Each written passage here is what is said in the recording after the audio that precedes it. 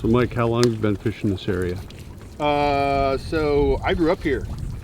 So as a kid, I don't know, 29 years, 30 years. Professionally for the last 11. You raced out of Palm Island?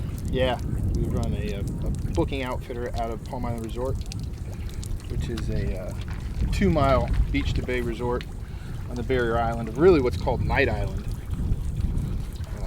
But it's basically, we are on the northern part of the Charlotte Harbor Aquatic Preserve here, just on the south side of Stump Pass and what is the greater part of Lemon Bay.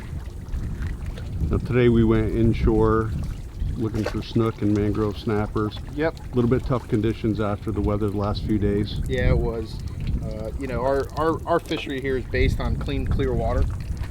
And so anytime we get a little bit of wind that kicks up out of the west for a given period of time, you know, it stirs up the silt, especially close to shore. And, you know, we had a good incoming tide this morning and just inshore made the conditions, you know, in and around the pass a little tough. So, you know, our snook fishing didn't go as great as it probably could have, given the time of year.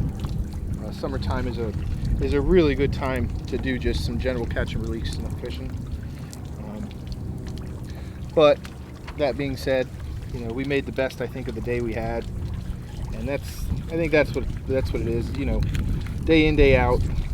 As a guide, I mean, you have to fish when you're called to book and get booked to fish.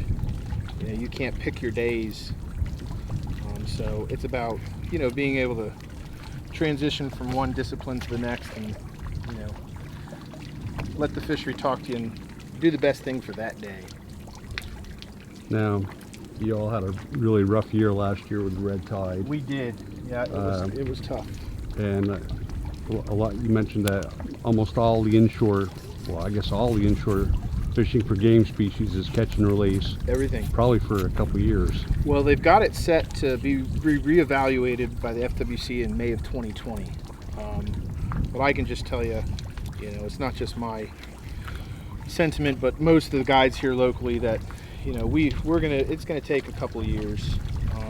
You know, our red fishery is really, it's, you know, world renowned, and we've been on a pretty steady decline on our redfish stocks for probably the last, I'd say, 3 or 4 years. You know, post net ban, you know, growing up here, we really didn't ever fish for redfish as when I was a kid.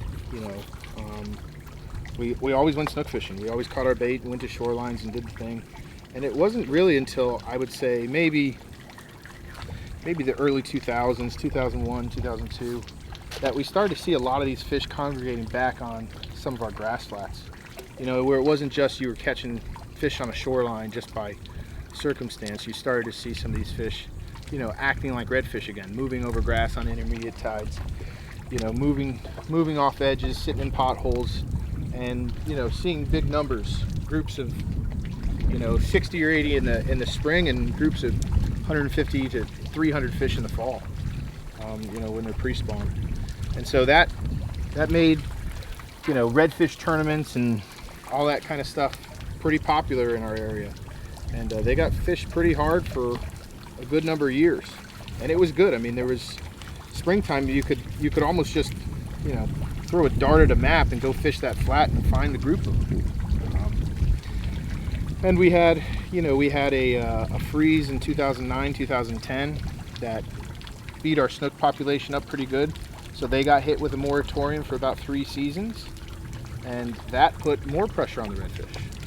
And so it seemed like every day someone was going out, you know, catching and keeping redfish, and, you know, doing charters. I mean, guilty as charged. I mean, I was part of the problem. You know, there was plenty of days where I would fillet out, you know, 3 or 4 back to back, you know, fish 35 trips half day in March, and I'd clean redfish every day. Yeah. And you know, just that compounded over years and years and years of doing it, and the fact that, you know, you couldn't catch and keep a snook, you know, they just got more pressure. Right. and we saw this stock steadily decline to where now, I think I told you this morning, I probably have caught my whole season of doing, 120 or so inshore charters, or however many days I fish inshore. I think I've caught 8 this year, and so that's just, that's not what this place is. Now, after the inshore kill with the red tide last year, did I hear correctly that CCA helped do some restocking? Was that snook or both redfish?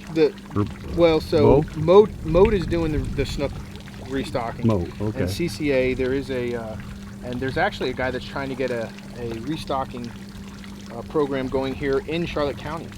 That just has to do with Charlotte Harbor. There's a GoFundMe page right now that you can find, but it's odd that we have that technology in here, and probably one of the best natural fisheries in the state of Florida. We don't have an aquaculture lab. There's nothing of that sort that's happening here. So yeah, CCA, and they did a release, and all that's fine and dandy, but you have to have an environment that's conducive for those fish to grow up in. So you got to have the habitat, you have to have the food for them to eat, and you got to have good quality water. Right. And so you mentioned there was a lot of grass kill. Now there's this algae. You call it, what do you call it? We call it snodgrass. Snodgrass, right. It's basically, it's like an algae it's We experienced a little bit of it. It gets on your hook or your leader, and it's pretty hard to pull off. Hard to get off, and a lot of those areas which the redfish would naturally forage through, that used to have just lush, beautiful turtle grass, has turned into these flats of just this matted down algae grass. And I think that's a part where a lot of these organizations are missing, is that the fish have the fish are important, but that habitat, without the ability to feed and live, you can restock as much as you want to restock. These fish have to have somewhere there where they can go. So we have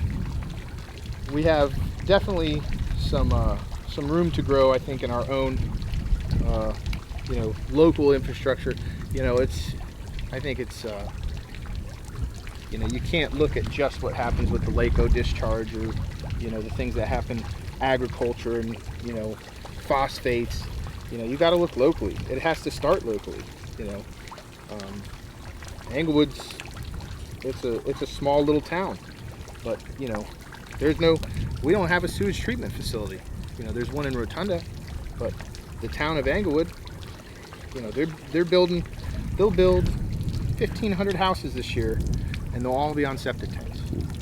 So I mean, I think I sat in front of the commissioners last year at an emergency meeting to establish a state of emergency for our area, and I think regardless of where we were in our red tide, I think what I wanted them to understand is that they have to start making the strides moving forward to start implementing some of these deficiencies we have in our own infrastructure, our own drainage, our own sewage treatments.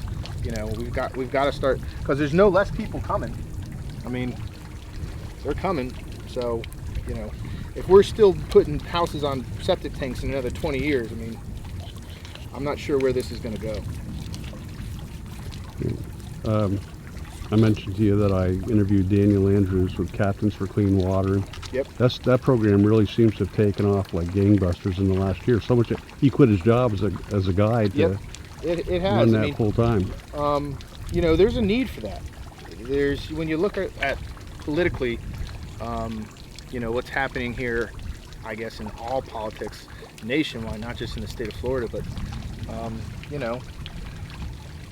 agriculture, phosphate, those industries, they have lobbyists.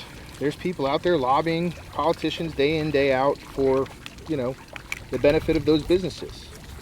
Who's doing it for the fishermen? Who's doing it for the fish? Who's doing it for the tourism industry? And so, that program that